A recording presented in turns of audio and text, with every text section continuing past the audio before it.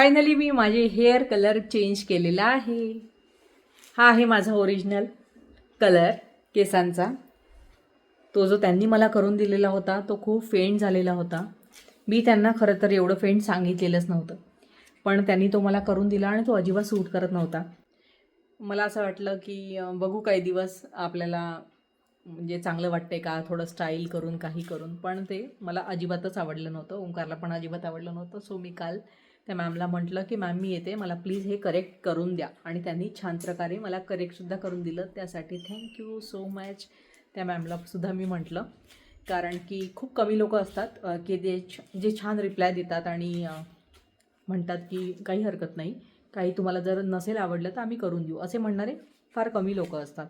आणि त्या मॅमनी म्हटलं मला खरंच खूप आनंद झाला. कारण की मी त्यांना क्लिअरली सांगितलं की ते केल्यापासून माझा कॉन्फिडन्स सिरियसली म्हणजे मला रील बनवायची, व्हिडिओ बनवायची, कॅमेरासमोर यायची जास्त इच्छाच होत नव्हती.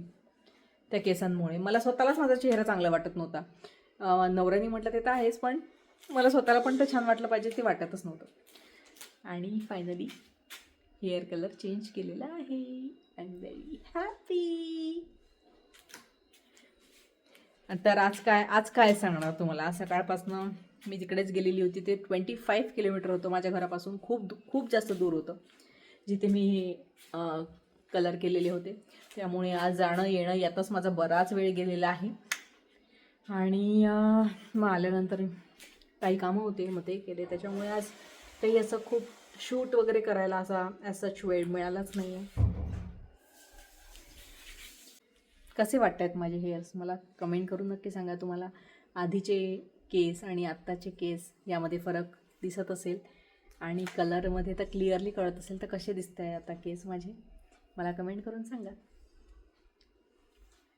आपला जो हेअर कलर असतो ना, तो आपल्या स्किन टोनला मॅच करायला हवा, पर्सनॅलिटीला मॅच करायला हवा. आपण जर कोणताही कलर केला, जसं जर मी एखाद्या व्यक्तीने जर एकदम ब्लू कलर केला, ग्रीन कलर केला, जे त्याच्या पर्सनॅलिटीला सूटही करत नाही, तर त्याला कॉन्फिडन्स कुठून राहणार आहे. कॉन्फिडन्स शून्य होऊन जातो. आणि तुमची पर्सनॅलिटीच तशी असेल, समजा थोडी चंकी पंकी, तर ते कलर्स तसे छानही दिसतात त्या मुलींना. आणि त्यांच्यामध्ये तो ऑब्व्हियसली तशा कलरला घेऊन कॉन्फिडन्स असतोच, त्याच्यामुळे त्यांना काहीच नाही वाटत. पण असा एकदम वेगळा कलर एकदम मी कधीच केलेला नव्हता. फर्स्ट टाईम कलर केला आणि त्याच्यामध्ये एवढा तो फेंट कलर, बापरे.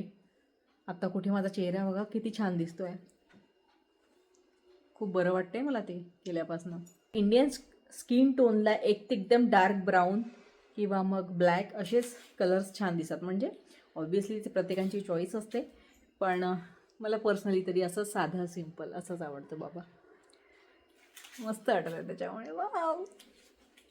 तर आज दिवस असाच गेल्यामुळे आता माझी अजिबात हिंमत नव्हती घरी काही बनवून खाण्याची सुद्धा. तर आमच्या घरापाशी एक हॉट वोक चायना लागलेला आहे, ज्याच्यामध्ये आम्ही 1-2 वेळा खाल्लेलं आहे. एवढं टेस्टी आहे ना, मला लिटरली नागपूरची आठवण आली. जसं नागपूरला एकदम टेस्टी चायनीज एका ठिकाणी मिळायचं आणि मध्ये जेव्हा मी होती तेव्हा आम्ही ती नेहमी खायला जायचो. इतका एन्जॉय करायचो सगळे फ्रेंड्स मिळून.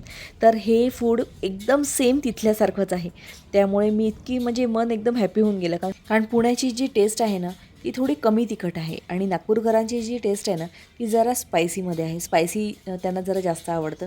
तर आता आमचं बऱ्यापैकी कमी झालेलं आहे स्पायसी खाणं, पण असे पदार्थ तरी स्पायसी आणि असे छान लागतात. तर एवढं छान वाटलं नाही सगळं खाऊन, मजा आली.